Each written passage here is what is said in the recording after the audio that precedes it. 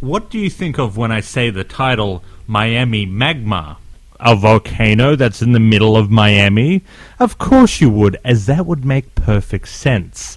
As perfect sense isn't the Sci-Fi Channel's strong suit. They've renamed Miami Magma to Swamp Volcano?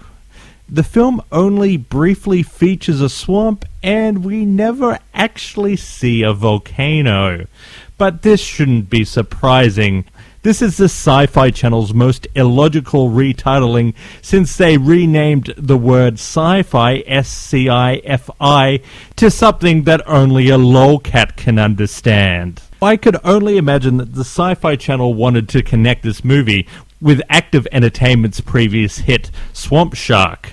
Before we get into it, I just want to point out the odd combination of cast and crew. Firstly, it's directed by the same guy who directed Hammer of the Gods, which starred Home Improvement's Zachary Ty Bryant as Thor. It was written by the director of Sharktopus. It stars an over-the-hill supermodel, the sidekick from Transmorphers, Chucky, the princess from Tales of an Ancient Empire, and the black guy from Sliders. Now, I'm not saying that this is a winning combination, or even a combination anyone was dying to see, as much as just an unusual one. Anyway, the long and short of this movie is that an evil oil company is drilling into an underground volcano, and for the next hour and a half, magma's got to periodically pop up and kill people.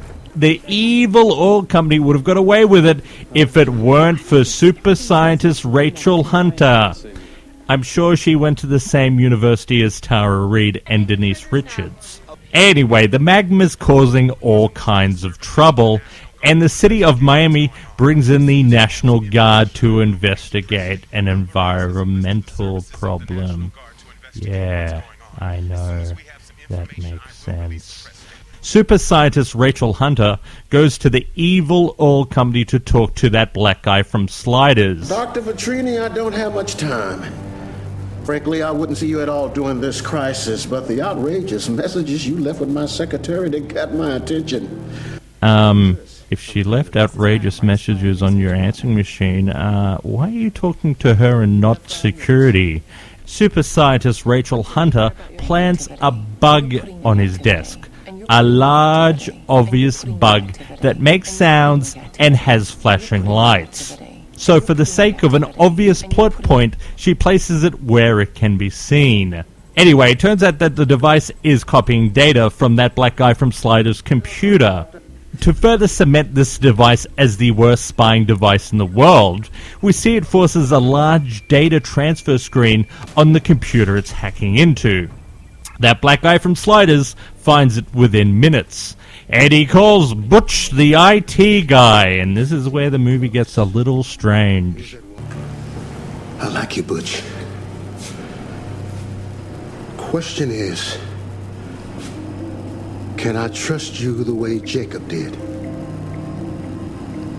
Anything you need?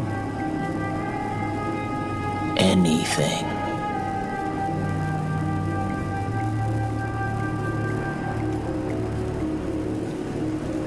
I want you to find this bitch and kill her.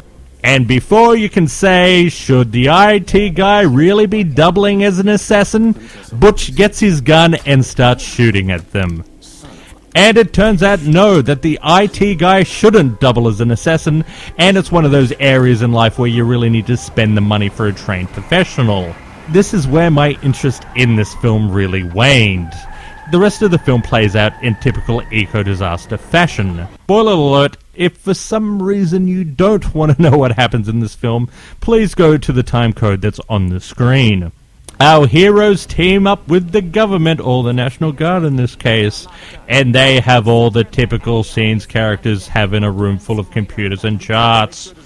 Anyway, they're going to explode the magma with liquid nitrogen or something like that.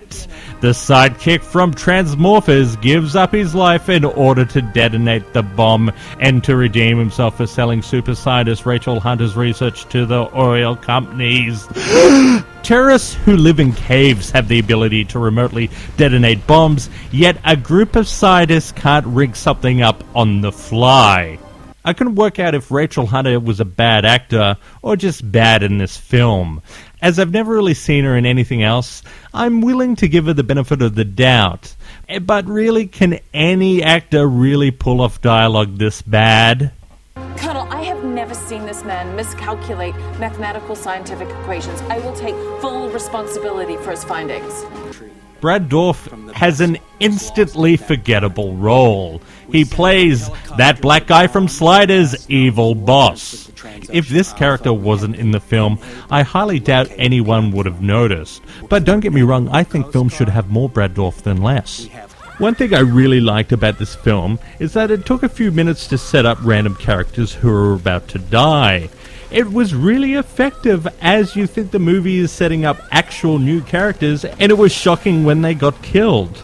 If you're a regular watcher, you know eco-disasters isn't my favorite genre. I think there's a really fine line between a good eco-disaster and a bad one. Swamp Volcano is in the better category, but it's still not great. If you haven't already seen it, I suggest you check out Active Entertainment's thoroughly enjoyable Swamp Shark.